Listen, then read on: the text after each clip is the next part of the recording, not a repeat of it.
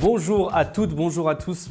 C'est sans doute la dernière vidéo, c'est même sûr, avant le premier tour de ces élections municipales qui se dérouleront le dimanche 15 mars. C'est donc la dernière ligne droite, le dernier moment où je peux faire un point avec vous pour vous dire là où nous en sommes, quelles sont nos forces sur le terrain, quels sont les points du programme que j'ai envie d'aborder avec vous aujourd'hui. Bref, commençons tout de suite. Vous n'avez pas pu le louper, nous avons organisé la semaine dernière notre dernier grand meeting avant le premier tour. Plus de 1200 personnes sont venues pour écouter à la fois les interventions de Manuel Bompard, de Clémence Guettet, des jeunes insoumises et des jeunes insoumis, et donc la mienne, pour un grand moment qui était aussi un moment festif avec le groupe Chez la Baume, que nous remercions énormément d'être venus jouer et d'avoir mis l'ambiance à la fin de ce meeting. C'était un meeting sur le thème « Pour une ville des arts et des fêtes ».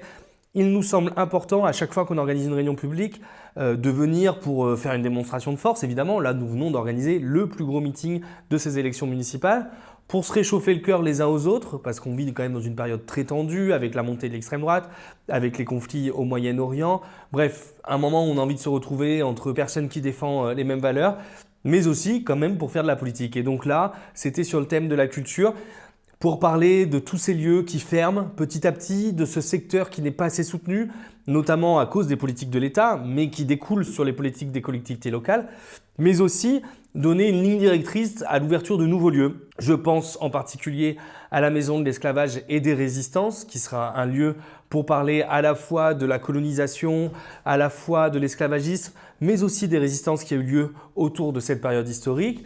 Aussi, nous avons proposé un lieu sur l'histoire des jeux vidéo.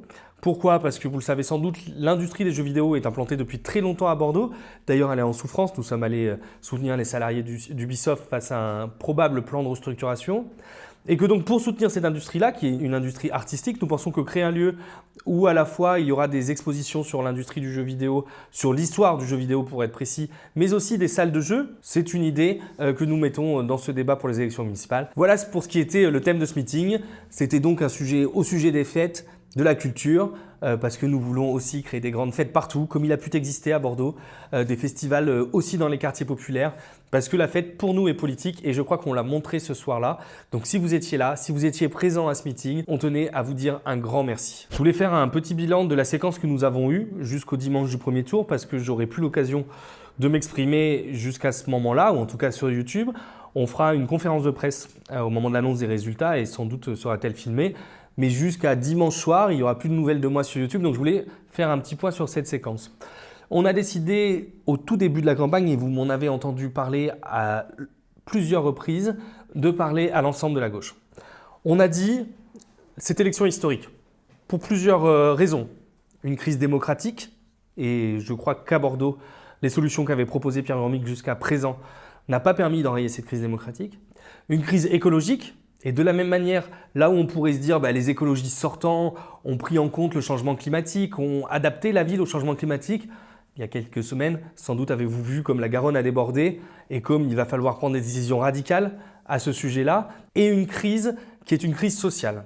Et une crise sociale qui est liée clairement aux politiques libérales, qui appauvrit un peu plus les plus pauvres et qui déclasse la classe moyenne dans les grandes villes, ce qui fait qu'on a de plus en plus de mal à se loger, de plus en plus de mal à payer ses transports, de plus en plus de mal à se nourrir. Voilà les trois crises que nous voulions mettre en avant dans cette campagne et nous nous sommes dit, comme cette campagne est historique, comme ce moment est historique, alors notre comportement doit être à la hauteur de ce que nous pensons être le sens de l'histoire.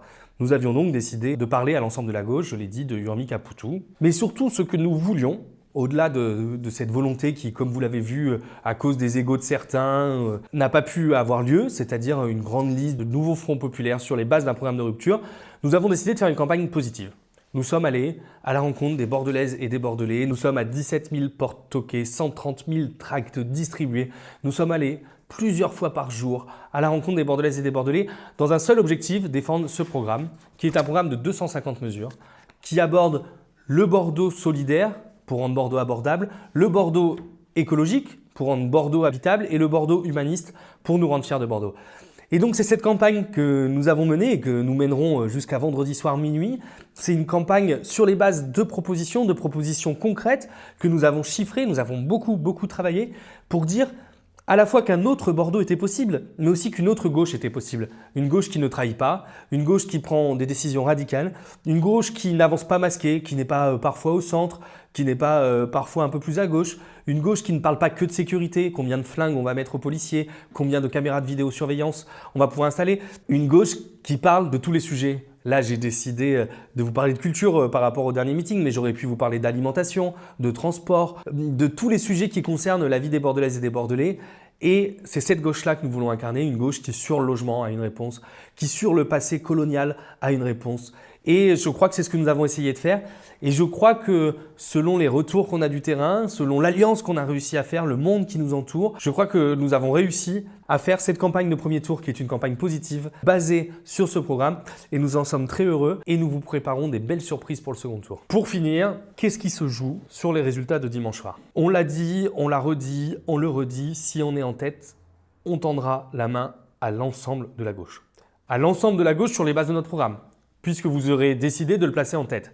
Et quand, par exemple, on parle de réquisition des logements vacants, j'en ai beaucoup parlé au début de cette campagne, quand on défend cette solution-là, alors, si nous sommes en tête, elle sera nécessairement dans le programme final qui sera présenté face aux Bordelaises et aux Bordelais, qu'importe l'alliance et qu'importe avec qui.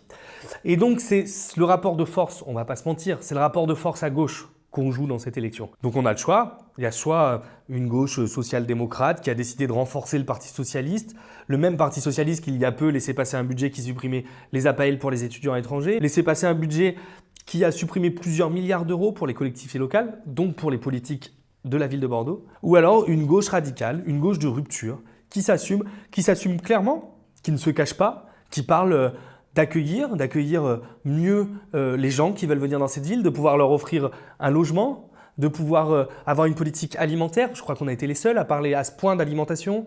Vous dire que c'est ça le sujet du premier tour. Le sujet du premier tour, c'est qui va être en tête. Quel type de gauche va être en tête? Plus vous nous rendez forts, plus nous sommes hauts, plus nous pouvons aller ensuite imposer nos idées. Bon, le premier tour, c'est ce dimanche, le 15 mars. Si la jeunesse, si les quartiers populaires, si toutes celles et tous ceux qui en ont marre de ce monde vont voter, alors on peut gagner. On peut gagner. Et pour ça, c'est pas compliqué. Il faut appeler vos amis, leur envoyer des SMS, aller leur distribuer un tract, venez en chercher la permanence s'il faut. Chaque discussion, chaque tract, c'est un pas qui nous rapproche de la victoire. Il faut se mobiliser. Je compte sur vous les dimanches 15 et 22 mars. Votez pour la liste Faire mieux pour Bordeaux.